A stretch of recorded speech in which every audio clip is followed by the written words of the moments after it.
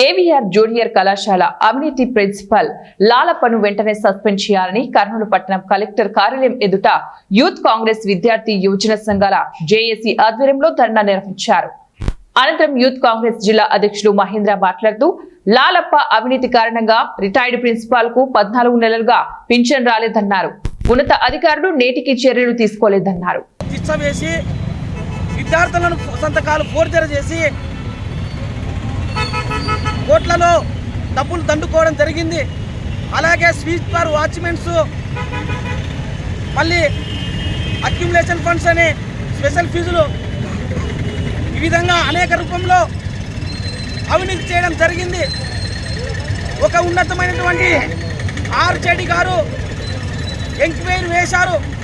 లాలప్ప గారిది తప్పు అని చెప్పినప్పటికీ కమిషనర్ గారు ఇంటర్మీడియట్ బోర్డులో అవినీతి పరులకు అందలం ఎక్కించి ఇంటర్మీడియట్ బోర్డుని అవినీతి నిలయంగా మారుస్తూ ఉన్నారు. దీన్ని విద్యార్థి సంఘాలుగా వ్యతిరేకిస్తూ ఉన్నాం. ఎందుకంటే పేద బడుగు బలహీన వర్గాల విద్యార్థులు ప్రభుత్వ జూనియర్ కళాశాలకు చదువుకోవడానికి వస్తే ప్రభుత్వ విద్యను పక్కదారి పట్టించేటువంటి అవినీతి ప్రిన్సిపాల్ లాలప్పకు ప్రిన్సిపల్గానే కాదు ఆర్ఐగా కూడా ఎఫ్ఎస్సీగా ప్రమోషన్ ఇచ్చారు.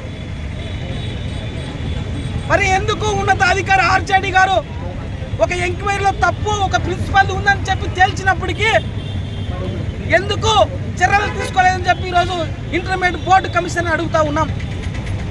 అలాగే అక్రమాలను నేను ఆల్రెడీ కమిషనర్ గారికి ఆర్జేడీ గారికి అందరి దృష్టికి తీసుకోవడం జరిగింది.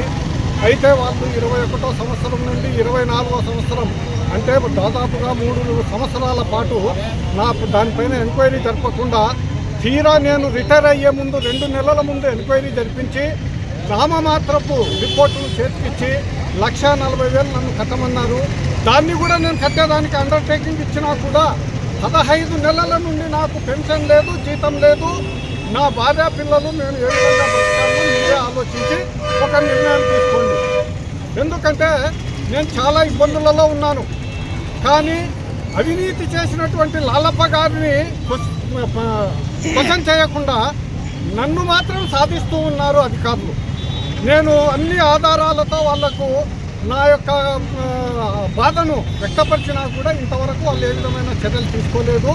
కాబట్టి ఈ సందర్భంగానైనా కమిషనర్ గారు ఆర్జేడీ గారు అందరూ స్పందించి నాకు న్యాయం చేస్తారని